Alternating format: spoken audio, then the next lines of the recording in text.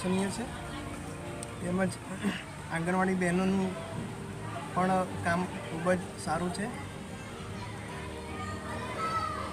શાળાના પરિવાર વતી હું અમારા વતી બધાને થેન્ક્સ કહેવા માગું છું. આજરોજ અંબિકા તાલુકાના અનાવલ ગામે જે કન્યા કેળવણી મહોત્સવ અને શાળા પ્રવેશોત્સવ 2026નું આયોજન થયેલું હતું, જે અંતર્ગત અનાવલની પ્રાથમિક શાળામાં ખૂબ જ મોટી સંખ્યામાં આજે બાળકોને આંગણવાડીમાં પ્રવેશ આપવામાં આવ્યો, સાથે સાથે પ્રથમ ધોરણમાં, અને જે પણ કાર્યક્રમ છે એનું સુચારું આયોજન થયેલું.